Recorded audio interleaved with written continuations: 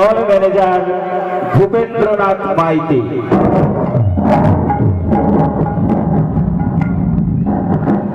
নাট্য নির্দেশনা এবং মুখ্য ভূমিকায় ভক্তিভূষণ গোস্বামী, আলো পঙ্কজ মাইতি এবং সুর নির্দেশনায় মাস্টার বিশ্বজিৎ দাস। শুরু করছে এক শিবপুরাণ থেকে চয়ন করা এক পৌরাণিক গীতি আলেখ্য শিবদুর্গার বাদ বিসম্বাদ। শিবদুর্গার বাদ বিসম্বাদ, শিবদুর্গার বাদ বিসম্বাদ।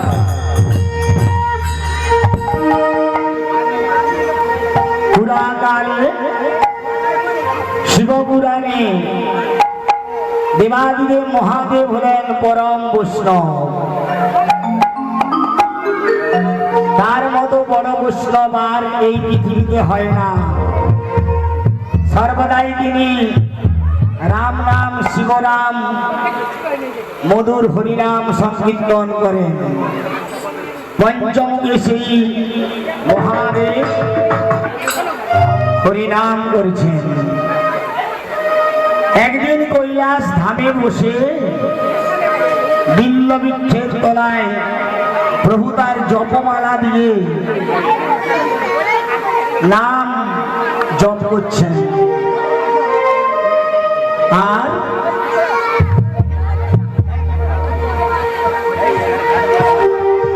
সমস্ত তার ভক্তমণ্ডলীদের বলছেন, শোনো, এই মন্ত্রধামে আমরা যেভাবেই আসি না কেন, হরিনাম বিনা জীবের গতি মুক্তি হয় না।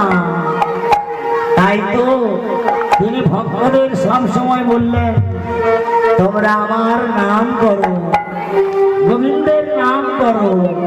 জপমালায় তার ভক্তগণকে তাদের তার নাম মন্ত্র শ্রবণ করালেন।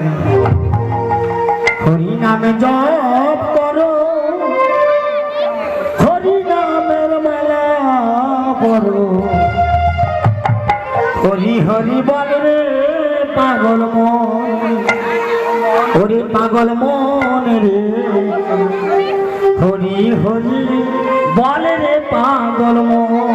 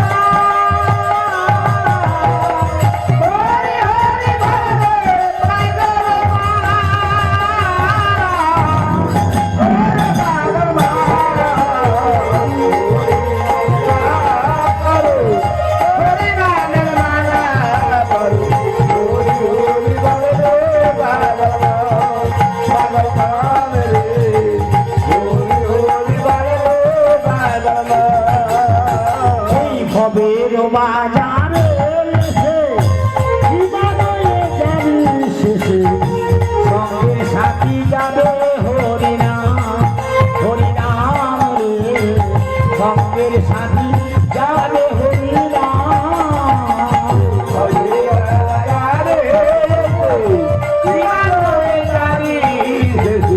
সঙ্গে সাজি করো হরি নাম রে সঙ্গে সাজি করো এই নামেতে থাকলে মতি জীবের হবে পরম গতি এই নামেতে থাকলে মতি জীবের হবে পরম গতি এই নামেতে থাকলে মতি জীবের হবে পরম গতি এই নামেতে থাকলে মতি জীবের হবে পরম গতি তিনি হলেন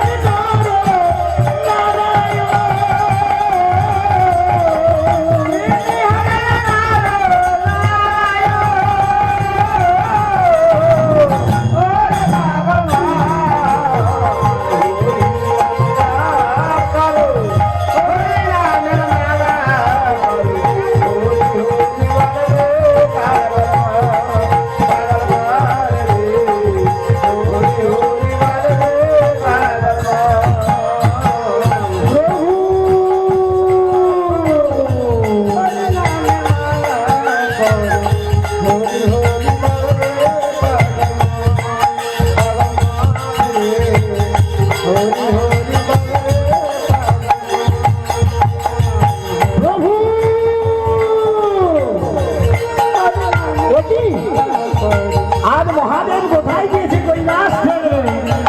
আমি তো কৈলাসে প্রভুকে দর্শন করতে পারছি না। কোথায় গেল?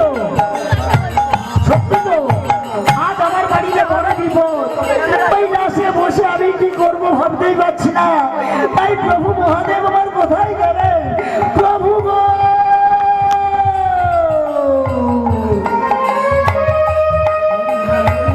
বাবা বেলতলায় বসে বসে আজকে আপনি একটু ভাঙ বেশি খেয়ে দিয়েছেন মনে হয় নাকি? বাবা এমন ধ্যান করছে কারো দিকেই তাকায় না, আবার ভক্তকে বলছে হরিনাম ছাড়া কিছু নেই। আমি বারবার বলি আমায় একটু হরিনাম শেখাও না। না না দুর্গা, তোমায় হরিনাম শেখাতে হবে না। হ্যাঁ? ও প্রভু প্রভু বাবা আজ কি ধ্যানে বসেছেন উনি? আচ্ছা আপনার এই ধ্যান ভঙ্গ আমি করতে জানি। আপনার আগের দিকে কেউ যদি নটবরে নৃত্য করে আপনি নটরাজ আপ সেই ধ্যান ভঙ্গ করে দেন। আজ আপনার সামনে আমি ষোড়শ বর্ষিয়া সেই নটরাজে নৃত্য করব। জাগো প্রভু মহেশ্বর পার্বতী পতি পরাৎপর পার্বতী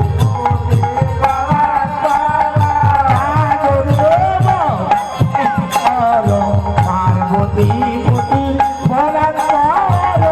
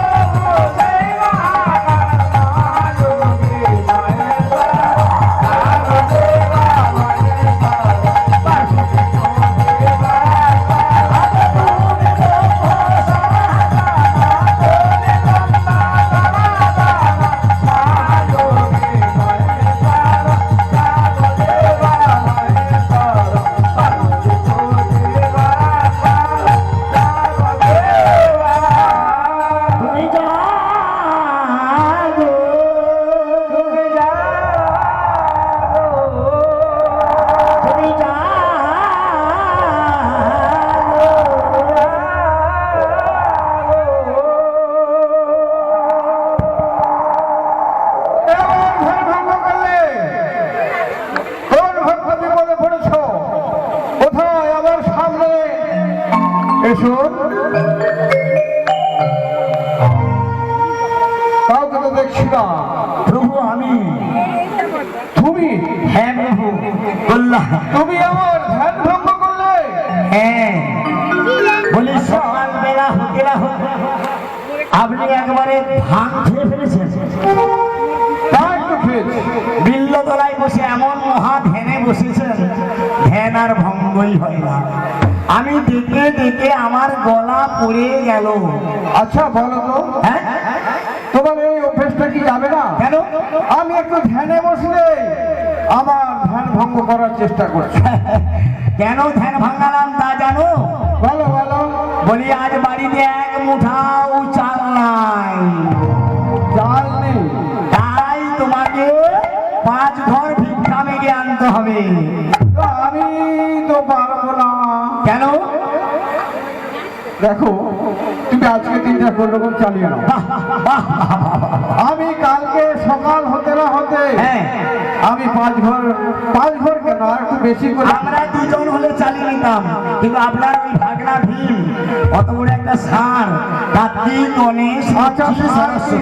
ষাঁড় কি ভাত খায়? না, ষাঁড় ভাত খায়নি। তবে ওই ষাঁড়টাকে জাবর কাটতে কাটতেই আমার গতর পড়ে যায়। তাই বলছিলাম, কার্তিক গণেশ লক্ষ্মী সরস্বতী এদের সবাই মিলে তো আমাদের সংসার। হ্যাঁ, আমি 2-4টি ঘর ভিক্ষা মেঘে আনুন। আমি আর যেতে পারবো না। কেন? স্বয়ং অন্নপূর্ণা যার বাড়িতে বাধা রয়েছে, আচ্ছা, তার অন্য কষ্ট কিসে? বাবা, বাবা, বাবা, বাবা। আজকে আমি অন্নপূর্ণা, মানে আপনি অন্নপূর্ণা? হ্যাঁ, সংসার চালিয়ে নেবো বলে অন্নপূর্ণা, তাই তো? শোনো, এইভাবে প্রভু যখন বিপদে পড়ে তখন তো একটা একটা নামকরণ আমায় করে দেন। এর পূর্বের এক ঘটনা ঘটেছিল, যখন সমুদ্র মন্থন হয়েছিল তখন অমৃতের ভাণ্ড আর বিষ উঠেছিল। অমৃতের ভাণ্ড দেবতারা ভাগ করে নেওয়ার পরে মহাদেব বিষ পান করেছিল। ছুটে দিয়ে মহাদেব সলসি হলাহল প্রভু আমার সেবা করেছিলেন। আমি অনেক করে বারণ করেছিলাম, ওগো যেও না, যেও না, ওই বিষ পান তুমি করো না। বাবা, উনি বলছেন আমি দেবাদিদেব মহাদেব, আমার নাম মৃত্যুঞ্জয়, এই বলে ছুটে গিয়ে বিষ পান করেছিলেন। আর বিষ পান করার পর মহাদেবের কি হয়েছিল জানো? দেখি কি হয়েছে? আমার রক্ষা করো! কি হয়েছে প্রভু? আমার রক্ষা করো! না, না, না, না, না, না, না, না, না, না, না।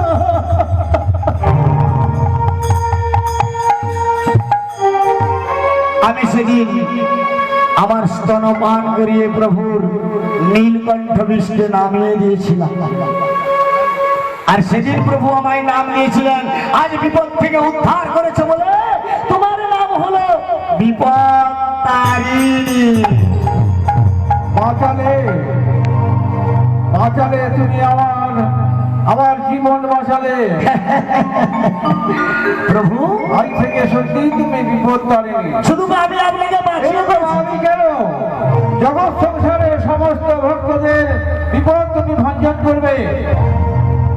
সেই থেকে প্রভু আমায় সব সময় স্মরণ করে, দুর্গা দুর্গা বলে ডাকে, কারণ দুর্গতি নাশিনী করার জন্য আমি দুর্গা রূপে এসেছিলাম। এই রকমই এক দেবতা মণ্ডলী একদিন বিপদে পড়ে যায়। সেই বিপদের কথা আজ আপনাদের বলবো। একদিন মহিষাসুর অসুর রাজ্য আক্রমণ করে।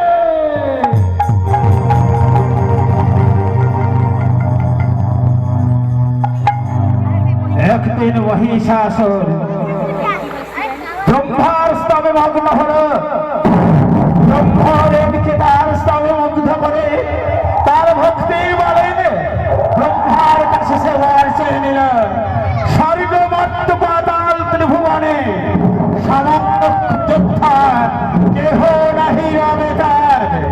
তাই মহিষাসুর একবারে মুক্ত হয়ে উঠল এই ত্রিভুবন জয় করার জন্য।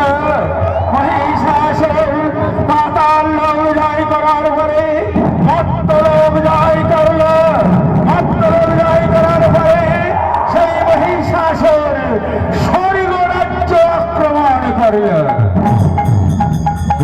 কোথায় কোথায় দেবরাজেন্দ্র বেরিয়ে এসো বেরিয়ে এসো দেবরাজেন্দ্র শিরে দাও পরাজয় ডানা তুলে নিয়ে তোমার এই গরিব বন্দে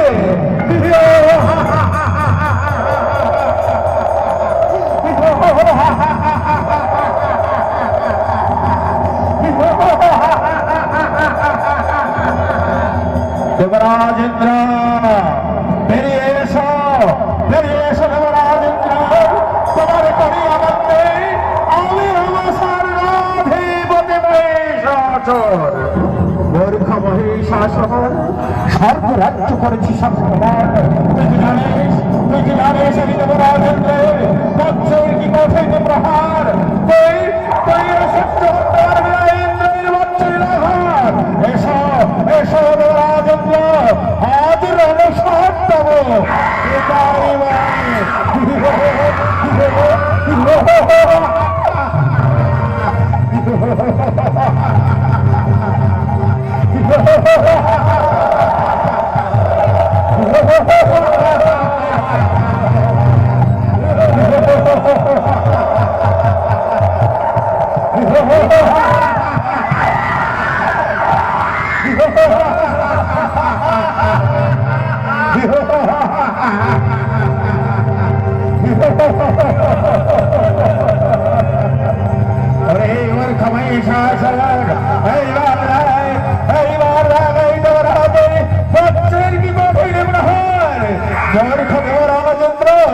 আমি তোমার মহিষাসুর আজ তোমায় আমি করিব বন্দে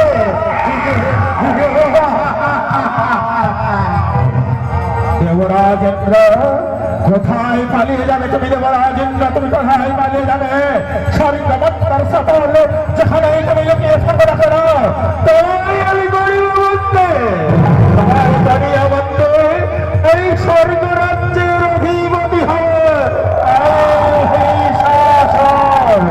দেবরাজেন্দ্র যাবো তোমার দৈব সেনাপতি করে এক এক পরাজিত করে আমি বুঝতে যাবো